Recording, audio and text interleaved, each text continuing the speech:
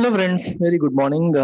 Let's look at today's editorial. The title says Encouraging Accord. Accord అంటే ఒప్పందం, encouraging అంటే మీకు తెలిసిందే ఎంకరేజ్ చేసేది. So before we get into this, look at these contact numbers. మనం offer చేస్తున్న courses respective contact numbers ఇక్కడ mention చేశాను.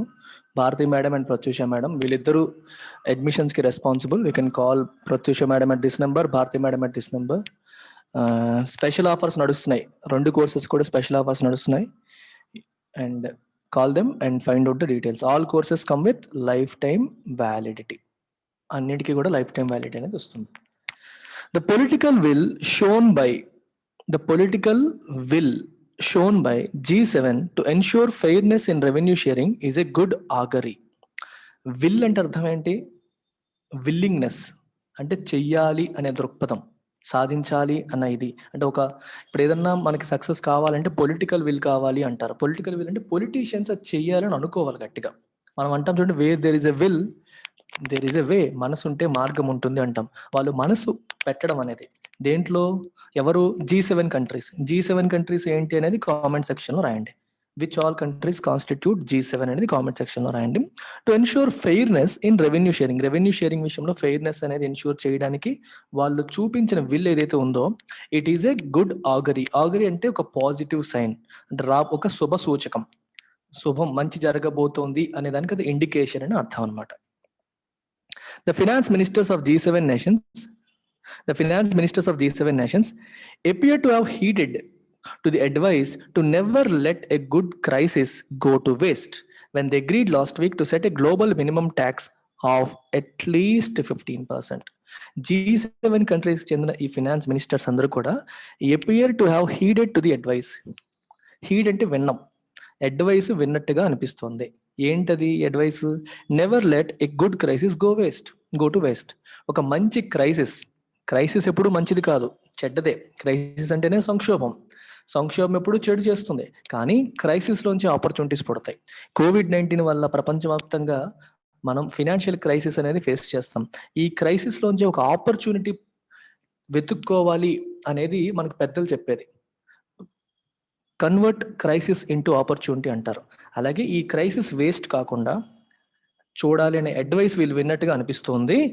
When they agreed last week to set a global minimum tax of at least 15%. Minimum tax 15% ఉండాలి, global minimum tax of 15% ఉండాలి అని చెప్పి వాళ్ళు agree అయ్యారు. ఇది ఒక మంచిది అని చెప్పంటున్నారు. ఇప్పుడు ఇది అర్థం చేసుకోవడానికి ముందు కొంచెం బ్యాక్గ్రౌండ్ ఇస్తాను. ప్రపంచవ్యాప్తంగా ట్యాక్సేషన్స్ ఎలా జరుగుతుంటాయని. ఫర్ ఎగ్జాంపుల్, ఇప్పుడు మీరు అమెరికాలో తీసుకున్నారనుకోండి. అమెరికాలో లెటస్ సే 30% ట్యాక్స్ ఉంది అనుకుందాం. ఓకే, చైనాలో 20% ట్యాక్స్ ఉంది, ఇండియాలో 15% ఉంది, సింగపూర్లో 10% ట్యాక్స్ మాత్రమే ఉంది అనుకోండి. ఒక corporate company which is a global multinational company, అంటే ప్రపంచవ్యాప్తంగా అన్ని చోట్ల బ్రాంచెస్ పెట్టాలనుకుంటున్న ఒక కంపెనీ ఎక్కడ పెట్టాలనుకుంటుంది ఆఫీస్ని? ఆలోచించండి ఒకసారి. సింగపూర్లో 10% ట్యాక్సే ఉన్నప్పుడు సింగపూర్లో పెడితే వాళ్ళకి బెనిఫిట్ ఉంటుంది కదా. సో సింగపూర్లో బ్రాంచ్ పెట్టడం, అమెరికాలోనూ బ్రాంచ్ ఉంటుంది, సింగపూర్లోనూ బ్రాంచ్ ఉంటుంది. ఇప్పుడు లెటస్ సే వాళ్ళు కొన్ని రకాల ప్రొడక్ట్స్ అమ్ముతారు. అంటే డైరెక్ట్గా ఫిజికల్గా అమ్మే ప్రొడక్ట్స్ అనుకోండి, ఏ ఊర్లో అమ్మారో ఆ ఊర్లో ట్యాక్స్ చేయాలి, మార్గం ఉండదు. పేటెంట్స్ అమ్మారనుకోండి, డ్రగ్ డీల్స్ అమ్మారనుకోండి, ఇంటాంజిబుల్ అసెట్స్ మనకు కనిపించవు, వాటిని నేను సింగపూర్ నుంచే అమ్మానని చెప్పి చూపించుకోవచ్చు. అమెరికాలో అమ్మానని చూపిస్తే 30% ట్యాక్స్ కట్టాలి, సింగపూర్లో అమ్మామని చూపిస్తే 10% ట్యాక్స్తో వాళ్ళకి తగ్గిపోతుంది. ఇది జరుగుతున్న తప్పు. అంటే ప్రపంచవ్యాప్తంగా అన్ని దేశాల్లో ఒకే రకంగా ట్యాక్స్ లాస్ లేకపోవడం వల్ల కంపెనీస్ అన్ని కూడా ఏ దేశంలో అయితే ట్యాక్స్ తక్కువగా ఉంటుందో ఆ దేశాలకి వలస వెళ్తున్నాయి. ఆ దేశాలకు వెళ్ళి ఆ దేశంలో బిజినెస్ చేసినట్టుగా చూపిస్తున్నాయి. నిజంగా వేరే దేశాల్లో బిజినెస్ చేసినా సరే ఆ దేశంలో చేసినట్టుగా చూపించి ట్యాక్స్ని తగ్గించుకుంటాయి, లీగల్ గానే ట్యాక్స్ని తగ్గించుకుంటున్నాయి. అయితే మీకు క్వశ్చన్ రావచ్చు, కొన్ని కంట్రీస్ ఎందుకు సార్ తక్కువ ట్యాక్స్ పెడుతున్నాయి? పెట్టుబడులు ఆకర్షించడానికి. ఇప్పుడు మన దేశంలో ట్యాక్స్లు బాగా తక్కువ ఉన్నాయి అనుకోండి, ప్రపంచవ్యాప్తంగా ఉన్న అన్ని కంపెనీలు మన దేశం వైపు చూస్తాయి. ఈ కంట్రీలో మనం బిజినెస్ చేస్తే మనకు వర్కౌట్ అవుతుంది. సో కాబట్టి ఈ దేశంలో పెట్టుబడి పెడదాం, ఈ దేశంలో పెట్టుబడి పెట్టి బిజినెస్ చేద్దాం, అప్పుడు మనకి తక్కువ ట్యాక్సే పడుతుంది అని కంపెనీస్ మనమే అట్రాక్ట్ అవుతాయి. మరి కంపెనీస్కి లాభం కదా, కంట్రీకి ఏంటి లాభం? కంట్రీకి పెట్టుబడులు వస్తున్నాయిగా. ఇప్పుడు ఒక విదేశీ కంపెనీ మన దేశంలో పెట్టుబడి పెట్టి మన దేశంలో ఇండస్ట్రీ పెట్టి బిజినెస్ చేసింది అనుకోండి, అఫ్ కోర్స్ వాళ్ళకి ప్రాఫిట్స్ వస్తాయి, కానీ మన దేశానికి కూడా ట్యాక్స్లు వస్తున్నాయిగా, మన దేశంలో ఉన్న ప్రజలకి ఎంప్లాయ్మెంట్ వస్తుందిగా, మరి లోకల్గా ఉండేటప్పుడు లోకల్ వాళ్ళని తీసుకుంటారు చాలా మంది. సో మన దేశానికి నిరుద్యోగం సమస్య తీరుతుంది, జీడిపి గ్రోత్ కి హెల్ప్ అవుతుంది. విదేశీ కంపెనీ అవ్వచ్చు, కానీ మన దేశంలో బిజినెస్ పెట్టాడు, సో మన దేశం ఈ జీడిపికి అది కౌంట్ అవుతుంది. ఇలాగనమాట. అందుకని చాలా కంట్రీస్ పెట్టుబడులను ఆకర్షించడం కోసం తక్కువ ట్యాక్స్లు పెడుతున్నాయి. ఫర్ ఎగ్జాంపుల్ ఐర్లాండ్ 12.5% ట్యాక్స్ మాత్రమే ఉంది ఐర్లాండ్ లో. యూకే లాంటి కంట్రీస్ తో కంపేర్ చేస్తే అక్కడ తక్కువ. సో కంపెనీస్ అటువైపు అట్రాక్ట్ అవ్వడం, అట్రాక్ట్ అయ్యి ఇక్కడ బిజినెస్ చేస్తే పర్లేదు, బిజినెస్ తో పాటు మోసాలు చేస్తాయి. మోసాలు అంటే ఎలా అంటే, వేరే దేశంలో ప్రాఫిట్ వచ్చినా లేకపోతే వేరే ఎక్కడైనా వచ్చినా సరే ఆ దేశంలో వచ్చినట్టుగా చూపిస్తారు. అలా చూపించడం ద్వారా తక్కువ ట్యాక్స్లు కట్టేసి ఎగ్గొట్టేస్తున్నారు. దీనివల్ల కంట్రీస్ నష్టపోతున్నాయి అనేది ఉద్దేశం. అందుకని ఈ G7 కంట్రీస్ నేతలందరూ కూర్చొని మాట్లాడుకొని ఒక గ్లోబల్ మినిమం ట్యాక్స్ ఉంటే బాగుంటుంది, ఇష్టం వచ్చినట్టు ఎవరికి నచ్చినట్టుగా వాళ్ళు ట్యాక్స్లు పెట్టే కాకుండా అందరూ ఒక మాట అనుకొని మినిమం 15% ట్యాక్స్ పెట్టుకుంటే ఎలా ఉంటుంది అనే ప్రపోజల్ ముందుకు తీసుకొచ్చారు. అది 7 దేశాలు అనుకుంటే సరిపోదు కదా, తర్వాత అది మళ్ళీ ఇంకా మిగిలిన దేశాలకి పెట్టాలి, వాళ్ళకి చెప్పాలి, వాళ్ళు ఒప్పుకోవాలి. అన్ని కంట్రీస్ ఒప్పుకుంటే it might come in to action. With the COVID-19 pandemic having caused, with the COVID-19 pandemic, one second. With the COVID-19 pandemic having caused the world economy to shrink by an estimated 3.5% in 2020 and forced most countries to dip into their coffers to mitigate the fallout, the 7 richest nations opted to use the opportune moment to plug a key loophole in the international tax regime. With the COVID-19 pandemic having caused the world economy to shrink, COVID-19 pandemic ఏం చేసింది, world ఎకానమీని shrink అయ్యేలా చేసింది. Economy expand అవ్వకుండా shrink అవ్వడం అంటే కుచించుకుపోవడం, అంటే contract అవ్వడం. ఎంత, 3.5% కాంట్రాక్ట్ అయ్యేలాగా చేసేసింది COVID-19 pandemic. And forced most countries to dip into their coffers అంటే ఖజానాలు. కంట్రీల దగ్గర డబ్బులు అయిపోయి ఖజానాల్లోంచి తీసి బయటికి అంటే ఉన్న డబ్బులంతా ఖర్చు పెట్టేలాగా చేసాయి. దేనికోసం, టు మిటిగేట్ ద ఫాలోఅవుట్ అంటే negative consequence of an event. అంటే ఒక ఈవెంట్ జరిగిన తర్వాత, ఏంటో ఈవెంట్, కోవిడ్-19 యొక్క నెగిటివ్ కాన్సిక్వెన్స్, మనం ఏమంటారు, పర్యవసానం, చెడు పర్యవసానం అనమాట. దీన్ని మిటిగేట్ చేయడం, ఈ చెడుని మిటిగేట్ చేయడం అంటే తగ్గించడం, దాని యొక్క ఇంపాక్ట్ ని తగ్గించడం కోసం గవర్నమెంట్లు విపరీతంగా ఖర్చు పెట్టాల్సిన పరిస్థితులు వచ్చేసాయి. డబ్బులు లేవు, ఉండాల్సినంత. ఇలాంటి టైంలో నొప్పేస్తుంది. అసలే ఇప్పుడు మనకి ఇలాంటి క్రైసిస్ వచ్చింది, ఇది హ్యాండిల్ చేయడానికి మన దగ్గర డబ్బు లేని పరిస్థితి అయిపోయింది. ఇన్ని కంపెనీలు ట్యాక్స్లు ఎగ్గొడుతున్నాయి, మనకి లెజిటిమేట్ గా కట్టాల్సింది దొంగతనంగా వేరే చోట చూపించుకుంటూ చేస్తున్నారు అని చెప్పి వీళ్ళకి నొప్పి కలిగింది. అందుకే ఈ మూమెంట్ ని మనం ఉపయోగించుకోవాలి, అందరూ ఒక మాట మీదకి రావాలి. ఇది ఒక కంట్రీ అనుకుంటే కాదు, ఒకడేమో 30% పెడతాడు, వాడి దగ్గర నుంచి నన్ను అట్రాక్ట్ చేయాలని నేను 20% పెడతాను, ఇంకా అట్రాక్ట్ చేయండి ఇంకోటి 15% పెడతాడు, ఇంకోటి 10% పెడతాడు, విదేశీ కంపెనీస్ అన్నింటిని అట్రాక్ట్ చేయడం కోసం. ఇలా ఒకరితో ఒకరు పోటీ పడిపోయి బాటంకి వెళ్ళిపోతున్నాం మనం. అన్ని కంట్రీలు ఒకరితో ఒకరు పోటీ పడి బాటంకి వెళ్ళిపోతున్నాము. ఇది దీనివల్ల చెడు జరుగుతోంది అనేది కంట్రీస్ యొక్క ఒపీనియన్. అందుకే ది 7 రిచెస్ట్ నేషన్స్ ఏం చేసాయి, they opted to use the opportune moment. Correct moment అది, సరైన ఆపర్చునిటీ, మనకు ఒక ఆపర్చునిటీ కలిగించే మూమెంట్, అవకాశాన్ని కలిగించే ఈ మూమెంట్ ఉపయోగించుకోవాలని చెప్పి నిర్ణయించుకున్నాయి. To plug a key loophole in the international tax system. International tax system లో ఈ లూప్ హోల్ ని ప్లగ్ చేయడానికి, ఎవరికి నచ్చినట్టుగా వాళ్ళు పెట్టుకోవడం, ఒకరు తక్కువ ఒకరు ఎక్కువగా ఉండడం వల్ల కంపెనీస్ దాన్ని అబ్యూజ్ చేస్తున్నాయి. ఈ లూప్ హోల్ మనం ప్లగ్ చేయడానికి ఇదే కరెక్ట్ మూమెంట్ అని చెప్పి కంట్రీస్ అన్ని అనుకున్నాయి. ఇన్ ఏ కమ్యూనిక్ అంటే అఫీషియల్ గా రిలీజ్ చేసిన ఒక డాక్యుమెంట్ లాగా, the G7 ministers stressed that as part of efforts to secure a safe and prosperous future for all, they would strongly back the broader efforts underway through the G20 or OECD, to address tax challenges arising from globalization and the digitalization of economy.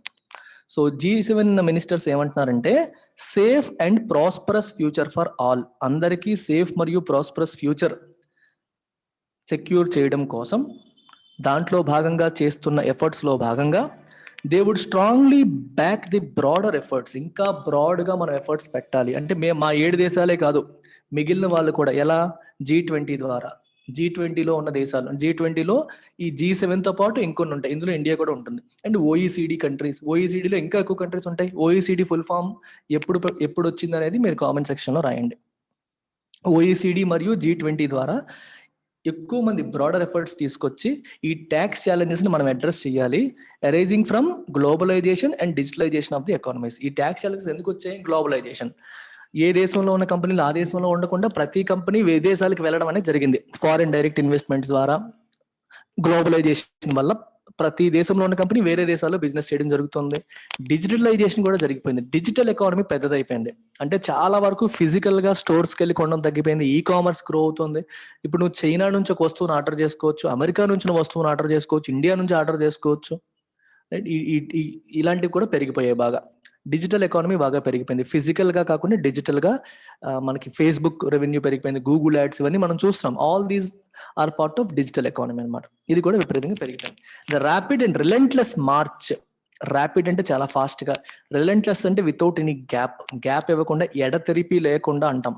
Relentless rain, it has been raining relentlessly అంటే ఎడతెరిపి లేకుండా కురుస్తుంది. Rapid అంటే చాలా fast గా, March అంటే ముందుకు వెళ్ళడం. ఏంటది? Technological advancement. టెక్నాలజీ అనేది ఏ రోజు కాదు, ఫాస్ట్ గా రిలెంట్లెస్ గా అడ్వాన్స్ అవుతూ ఉంది. Especially in the domain of global communications, Twitter, Facebook, ఇవన్నీ కూడా ఆ కేటగిరీ కిందకి వస్తాయి. అండ్ కనెక్టివిటీ, 5G 4G ఈ సెన్స్ లో మీరు తీసుకోవచ్చు.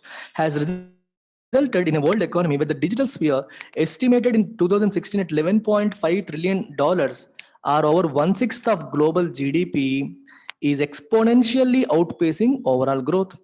డిజిటల్ ఎకానమీ అనేది $11.5 trillion ఉండేది 2016లో. ఓవరాల్ గ్లోబల్ జీడిపిలో అది 1/6. అది ఇప్పుడు ఓవరాల్ గ్రోత్ ని అవుట్ పేస్ చేస్తుంది. ఎలాగా? ఎక్స్పోనెన్షియల్, అంటే చాలా ఎక్కువగా అవుట్ పేస్ చేస్తుంది. అంటే ఓవరాల్ ఎకానమీ 4% 5% పెడితే డిజిటల్ ఏరియా సర్వీసెస్ అన్నిటికీ సంబంధించిన సెగ్మెంట్ దానికంటే ఎక్కువ ఫాస్ట్ గా గ్రో అయిపోతుంది. The increasing digitalisation has however exacerbated the challenges to taxing multinational companies. ఈ మల్టీనేషనల్ కంపెనీస్ ఏం చేస్తున్నాయి? డిజిటల్ సర్వీసెస్ ద్వారా వచ్చే ఇన్కమ్ ని ఏ కంట్రీలో అయితే ట్యాక్సులు తక్కువ ఉన్నాయో ఆ కంట్రీలో వచ్చినట్టుగా చూపిస్తున్నాయి. అలా చూపించడం వల్ల వాళ్ళ ట్యాక్సులు మిగిలిపోతున్నాయి. ఇది పలానా చోట ఫిజికల్ గా ఇక్కడ అమ్మామని చెప్పి చూపించడానికి కుదరక డిజిటల్ సర్వీసెస్ ద్వారా వచ్చిన ఇన్కమ్ ని దొంగతనంగా ఆయా దేశాల్లో, తక్కువ ట్యాక్సులు ఉన్న దేశాల్లో వచ్చినట్టుగా చూపించడం వల్ల ట్యాక్సులు ఎగ్గొడుతున్నాయి. అందుకే రాశారు హౌవెవర్ ఎగ్జాసర్బేట్ అంటే సిచ్యువేషన్ ని వర్సన్ చేయడం. ఆల్రెడీ ఒక ప్రాబ్లం ఉంది, దాన్ని ఇంకొంచెం వర్సన్ చేయడాన్ని ఎగ్జాసర్బేట్ అంటారు. దీన్ని challenges to taxing multinational company. ఈ మల్టీనేషనల్ కార్పొరేషన్స్ కి ఎలా ట్యాక్స్ చేయాలని చెప్పి ఒక పెద్ద ఛాలెంజ్ అయిపోయింది. దాన్ని ఇంకొంచెం జటిలం చేసేసాయి ఈ డిజిటల్ ఎకానమీ అనేది. Which have sought to minimize the tax outgo by, మీకు అదే చెప్పాను ఇప్పుడు, recognizing a bulk of the revenue in low tax jurisdictions. ఎక్కడ తక్కువ ట్యాక్స్ వేస్తున్నారో ఆ జ్యూరిస్డిక్షన్స్ లో, ఆ ఏరియాస్ లో, ఆ పరిధిలో డిక్లేర్ చేస్తున్నారు. జ్యూరిస్డిక్షన్ అంటే ఒక అఫీషియల్ స్పియర్ ఆఫ్ ఇన్ఫ్లుయెన్స్ అని చెప్పాలి. మీకు సింపుల్ గా చెప్పాలంటే, మీకు బెస్ట్ ఎగ్జాంపుల్ చెప్పాలంటే పోలీస్ స్టేషన్. మీరు ఒక పోలీస్ స్టేషన్కి వెళ్ళి కేసు పెట్టాలనుకున్నారు అనుకోండి, క్రైమ్ ఎక్కడ జరిగిందో అని అడుగుతాడు. పలానా చోట జరిగిందంటే అది మా జ్యూరిస్డిక్షన్ కాదు అంటాడు. అంటే అది మా పరిధిలోకి రాదు, అది 2 టౌన్ కింద వస్తుంది, మాది 1 టౌన్ అంటాడు. ఇక్కడ జ్యూరిస్డిక్షన్ అంటే ట్యాక్స్ జ్యూరిస్డిక్షన్, అంటే ఒక ట్యాక్స్ ఎంత వరకు మనం వేయవచ్చు, ఏ ఏరియా వరకు వేయవచ్చు, ఏ కంపెనీస్కి వేయవచ్చు అనేది ట్యాక్స్ జ్యూరిస్డిక్షన్. అలాగన్నమాట. లో ట్యాక్స్ జ్యూరిస్డిక్షన్ లో డిక్లేర్ చేయడం ద్వారా వాళ్ళు ఓవరాల్ ట్యాక్స్ అవుట్గో, అంటే వాళ్ళు చెల్లించాల్సిన ట్యాక్స్ ని తగ్గించుకుంటున్నారు. The OECD, which is with the G20 spearheading the inclusive framework on base erosion and profit shifting, దీన్నే మీరు BEPS అంటారు. BEPS, inclusive framework on base erosion and profit shifting initiative. దీని అర్థం ఏంటంటే బేస్ అంటే ట్యాక్స్ బేస్ ఎరోడ్ అయిపోతుంది. అంటే మనం ట్యాక్స్ చేయగలిగే కంపెనీస్, ట్యాక్స్ చేయగలిగే ఏరియా ఆఫ్ యాక్టివిటీస్ అనేవి ఎరోడ్ అవుతున్నాయి, తగ్గిపోతున్నాయి. ఎందుకంటే వాళ్ళు ఇక్కడ డిక్లేర్ చేయట్లా, అమెరికన్ కంపెనీ కానీ అది అమెరికాలో వచ్చినట్టుగా డిక్లేర్ చేయకుండా ఇంకో చోట వచ్చినట్టుగా డిక్లేర్ చేస్తుంది. ఫేస్బుక్ తీసుకోండి, ఫేస్బుక్ అన్ని చోట్ల ఉంది. సింగపూర్లో తక్కువ ట్యాక్స్, సింగపూర్లో ఎక్కువ వచ్చినట్టుగా డిక్లేర్ చేస్తుంది. అంటే కొన్నింటికి ఎక్కడ చేశారనేది మీకు తెలుస్తుంది బిజినెస్, కొన్నింటికి క్లియర్ గా తెలియదు. అట్లాంటి వాటిని అక్కడ నుంచి బిల్స్ ఇవ్వడం, అక్కడ వచ్చేటట్టుగా చేయడం చేస్తుంది. సో దానివల్ల ఏంటి, ట్యాక్స్ బేస్ ఎరోడ్ అవుతుంది. అండ్ ప్రాఫిట్ షిఫ్టింగ్, ప్రాఫిట్స్ కూడా ఇక్కడ వచ్చినట్టు కాకుండా వేరే చోట వచ్చినట్టుగా చూపిస్తున్నారు, షిఫ్ట్ చేస్తున్నారు ప్రాఫిట్స్. అందుకని దీన్ని aimed at ending tax avoidance, ఈ ట్యాక్స్ ని పే చేయడాన్ని అవాయిడ్ చేస్తున్నాయి ఈ రకంగా. సో దాన్ని ఎండ్ చేసేలాగా, ఓకేనా. ఈ ఓఈసిడి అనేది ఈ ఫ్రేమ్వర్క్ ని ఏం చేస్తుంది, హెడ్ చేస్తుంది, లీడ్ చేస్తుంది. స్పియర్ హెడింగ్ అంటే లీడింగ్, ముందుండి నడిపిస్తుంది. అదేం ఎస్టిమేట్ చేస్తుందంటే countries are collectively deprived of as much as $240 billion in tax revenue annually due to avoidance by MNCs. Overall గా కంట్రీస్ అన్ని కలిపి $240 billion ట్యాక్స్ రెవెన్యూని కోల్పోతున్నాయి. ఎందువల్ల, ఈ కంపెనీస్ ఇలాంటి మాల్ ప్రాక్టీసెస్ చేయడం వల్ల. As the OECD Secretary General noted in a statement welcoming the G7 deal, G7 వాళ్ళు deal చేసిన తర్వాత OECD సెక్రటరీ జనరల్ దాన్ని వెల్కమ్ చేస్తూ, ఆహ్వానిస్తూ ఒక స్టేట్మెంట్ రిలీజ్ చేశారు. ఏం చెప్పారు ఆయన? Such distortions can only be effectively addressed to a multilaterally agreed solution. ఈ డిస్టార్షన్ అంటే అర్థం ఏంటి? ప్రాపర్ గా ఎక్కడ పే చేయాలి అక్కడ పే చేయకుండా వేరే చోటకి డిస్టార్ట్ చేసి, షిఫ్ట్ చేసేసి, ప్రాఫిట్ ని ఎక్కడ చూపించాలి అక్కడ చూపించకుండా చేయడం, ఈ ఫ్రేమ్ వర్క్ ని కరెక్ట్ గా ఫాలో అవ్వకుండా ఉండడం అనేది ఎలా అడ్రస్ అవుతుంది, ఎలా మనం సాల్వ్ చేయగలుగుతాం? Through a multilaterally agreed solution. Multilateral అంటే ఇన్వాల్వింగ్ మోర్ దాన్ 2 countries. అంటే అన్ని దేశాలు కలగలిపి కూర్చొని ఒప్పుకుంటే తప్పితే దీన్ని మనం సాల్వ్ చేయలేము. ఇండివిజువల్ గా 2 countries కూర్చొని మాట్లాడితే అవ్వదు. G7 countries అనుకున్న అవ్వదు, ఎందుకంటే ప్రపంచంలో అందరూ ఒప్పుకుంటే కానీ పని అవ్వదు. The G7 also agreed on an equitable allocation of taxing rights, with market countries awarded taxing rights on at least 20% of profit exceeding a 10% margin for the largest and most profitable multinational enterprises. Market countries అంటే ఏ దేశంలో business చేయడం వల్ల వాళ్ళకి profit వచ్చిందో అది market country. అన్ని దేశాల్లోనూ పనిచేస్తారు, కానీ ఏ దేశం వల్ల ఎక్కువ రెవెన్యూ వచ్చిందో, అంటే ఎక్కడ మార్కెట్లో వాళ్ళు ఎక్కువ సంపాదించారో అది మార్కెట్ కంట్రీ అవుతుంది. సో మార్కెట్ కంట్రీకి 10% పైన వచ్చిన ప్రాఫిట్ లో 20% మినిమం ట్యాక్స్ చేసే అధికారం ఇద్దామని చెప్పి అనుకుంటున్నారు. వీటి యొక్క పూర్తి డీటెయిల్స్ నేను చాలా ఆర్టికల్స్ చదివాను, ఎక్కడ పూర్తిగా రాయలేదు. సో వాళ్ళు ఇచ్చిన స్టేట్మెంట్స్ బట్టి మనకు ఉన్నంత వరకు అర్థం చేసుకోవాలి. ప్రస్తుతానికి నాకు తెలిసి ఫ్యూచర్లో ఇంకొన్ని బెటర్ ఆర్టికల్స్ వస్తాయి, విల్ హ్యావ్ బెటర్ క్లారిటీ.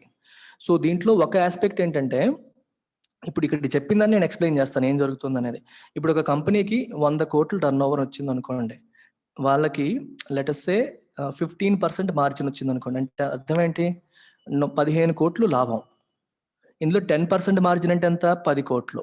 ఈ 10 కోట్లు పక్కన పెట్టేసి ఎక్స్ట్రా మార్జిన్ ఎంత? 5 crores. ఈ 5 crores మీద 20% మినిమం పెట్టేటట్టు. 20% ఆఫ్ 5 crores అంటే ఎంత అయింది? 2 crores. మినిమం ఎంత ట్యాక్స్ చేయాలి, మినిమం ఎంత అమౌంట్ ట్యాక్స్ చేయాలి అని చెప్పి వాళ్ళకి రైట్స్ ఇద్దామని చెప్పి అనుకుంటున్నారంట. విందాం, మొత్తం విన్నాక మనకి స్టోరీ తెలుస్తుంది. ఇది ఒక ఆస్పెక్ట్. ఇంకొక ఆస్పెక్ట్ ఇందులో రాయలేదు, అది కూడా మీకు చెప్తాను. ఇప్పుడు 15% ట్యాక్స్ అని అంటున్నారు చూడండి, 2 ఆస్పెక్ట్స్ ఉన్నాయి దీంట్లో. దీంట్లో ఏం చేస్తారంటే, లెట్ అస్ సే ఒక ఫేస్బుక్ ఉంది. ఫేస్బుక్ హోమ్ కంట్రీ ఏది? యుఎస్. ఫేస్బుక్ లెట్ అస్ సే సింగపూర్లో ట్యాక్స్ డిక్లేర్ చేసింది అనుకుందాం. సింగపూర్లో ఎంత డిక్లేర్ చేసిందంటే 10% ట్యాక్స్ కట్టింది వచ్చిన ప్రాఫిట్లో. ఇప్పుడు మనం ఏమంటున్నాం? మినిమం 15% కట్టాలి అంటున్నాం. మరి సింగపూర్లో 10% ఉంది, సో 10% కట్టేశారు. అంటే ఎంత? మన యుఎస్ చెప్తున్న దాని ప్రకారం ఇంకెంత కట్టాలి? 5%. ఆ 5% ఇక్కడ కట్టాలి. ఇది ఇక్కడ రాయలేదు, అలాంటి రూల్ పెడదామని చెప్పి అనుకుంటున్నారు, దాన్ని డిస్కస్ చేస్తున్నారు ఇప్పుడు.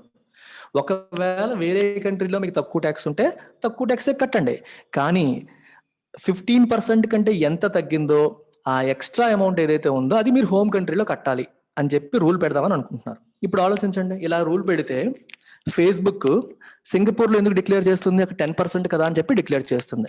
10% డిక్లేర్ చేసింది, కానీ ఊరుకుంటారా? ఊరుకోరు. మినిమం 15%, అంటే రిమైనింగ్ 5% అమెరికాకి కట్టాలి. So Facebook will lose incentive. సింగపూర్లోనే డిక్లేర్ చేయాలి అన్న ఆలోచన మారే అవకాశం ఉంటుంది. అంటే నువ్వు 10% ఉంది కదా అని డిక్లేర్ చేస్తే నీకు వర్కౌట్ అవ్వదు. మినిమం 15%, ఎక్కడైనా మినిమం 15%. సో ఈ రకంగానైనా కంపెనీస్ మారతాయేమో అనే ఆలోచనతో ఒక అనుకున్నారు. అది ఇందులో రాయలేదు, ఎడిటోరియల్లో రాయలేదు, but that is there. For India point of వ్యూకి వస్తే, estimated to be losing more than $10 billion in revenue. ఇండియాకి ప్రతి సంవత్సరం $10 billion నష్టం జరుగుతుంది దీనివల్ల గ్లోబల్ ట్యాక్స్ అబ్యూజ్ వల్ల. అబ్యూజ్ అంటే తప్పుగా ఉపయోగించేసుకోవడం. ఈ ట్యాక్స్ రూల్స్ ని చెడుగా ఉపయోగించుకోండి. By MNCs according to Tax Justice Network, Tax Justice Network వాళ్ళు ఇచ్చిన రిపోర్ట్ ప్రకారం ఇండియా ప్రతి సంవత్సరం $10 billion కోల్పోతుంది. And one of the more than 90 countries that have joined BEPS framework. BEPS చెప్పాను కదా మీకు ఇందాక, base erosion and profit shifting framework. దీంట్లో ఇండియా కూడా ఇన్వాల్వ్ అయ్యింది. A wider agreement at next month's meeting of G20 finance ministers and central bank governors could have far-reaching implications. ఒకవేళ next month G20 finance ministers మరియు central bank governors meeting జరగబోతుంది. ఆ meeting లో ఒకవేళ అందరూ ఒప్పుకుంటే, గ్లోబల్ మినిమం ట్యాక్స్ పెట్టాలనే rule అందరూ ఒప్పుకుంటే ఇండియాకి ఫార్ రీచింగ్ ఇంప్లికేషన్స్ ఉంటాయి. అంటే చాలా ఎక్కువ, ఫార్ రీచింగ్ అంటే effecting A wide range of areas అని అర్థం. ఇంప్లికేషన్ అంటే పర్యవసానాలు, కాన్సిక్వెన్సెస్. అంటే ఇండియాకి దానివల్ల మంచి జరిగే అవకాశం ఉంది. ఇండియా కూడా దానివల్ల నష్టపోతుంది. కంపెనీస్ ఇలా డిక్లేర్ చేయడం వల్ల ఇండియా కూడా నష్టపోతుంది. అంటే హై ట్యాక్స్ ఉన్న ప్రతి కంట్రీ కూడా దీనివల్ల నష్టపోతుంది. సో వాళ్ళు ఇండియా మానేసి వేరే దేశాల్లో డిక్లేర్ చేస్తూ ఉంటారు. ఇండియాలో సంపాదిస్తారు, వేరే దేశాల్లో డిక్లేర్ చేస్తారు. దీనివల్ల ఏమవుతుందంటే ఇండియా కూడా బెనిఫిట్ అయ్యే అవకాశం ఉంది ఒకవేళ దీన్ని ఒప్పుకుంటే, ప్రపోజల్ ఒప్పుకుంటే. India could benefit from the levy of taxes on MNCs including technology and internet economy giants which have taken advantage of the loopholes in global tax system. ఇవన్నీ కూడా ట్యాక్స్ సిస్టంలో లూప్ హోల్స్ ని ఉపయోగించుకొని ఇండియాలో declare చేయకుండా బయట దేశాల్లో తక్కువ ట్యాక్స్ ఉన్న చోట డిక్లేర్ చేస్తూ తప్పించుకుంటున్నాయి. ఇప్పుడు ఇండియాకి ఈ రూల్ ఒకవేళ తీసుకొస్తే ఇండియాకి అడ్వాంటేజ్ ఉంటుంది. While there are still wrinkles to be iron out. Wrinkle అంటే తెలుసు కదా మనకి, బట్టలకు రింకిల్స్ అంటాం, ముడతలు. ఐరన్ అవుట్ అంటే ఐరన్ చేస్తే ఏమవుతాయి, సాపీగా అవుతాయి. ఎలా అర్థం చేసుకోవాలి ఇక్కడ మనం? రింకిల్ అంటే చిన్న చిన్న ఇష్యూస్, ఐరన్ అవుట్ అంటే sort out. Issues to be sorted out అని అర్థం చేసుకోవాలి. While there are still wrinkles to be sorted out including the issue of local levies on digital transactions, the political will to ensure greater fairness and equity in revenue sharing is a positive augury.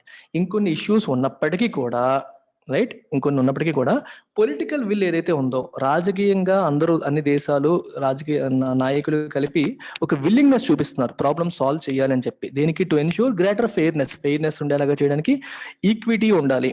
అంటే ఎవరైతే దీనివల్ల ఎక్కువ నష్టపోతున్నారో వాళ్ళకి న్యాయం జరగాలి. దేంట్లో? Revenue sharing లో. ఈ విల్లింగ్నెస్ అనేది ఇదే పాజిటివ్ ఆగరి, ఒక శుభ సూచకం, ఒక మంచి సూచన అని అర్థం అనమాట. ఓకేనా? టేక్ కేర్ అమ్మా, బై బై. ఇది చూసారా, మీకు చెప్తున్నాను రోజుని, we have this flat 5% of, flat 5,000 of offer ఉంది ఈ కోర్సెస్ అన్నిటిపైన. ఆప్షనల్స్ పైన, యూపీఎస్సీ పైన 5,000 ఆఫ్ ఉంది. అన్ని కోర్సెస్ లైఫ్ టైం వ్యాలిటీతో వస్తాయి. Pratyusha madam is the incharge. Optionals పైన కూడా ఆఫర్ ఉంది. మంచిగా కాల్ చేసి యూజ్ చేసుకోండి. Take care, by.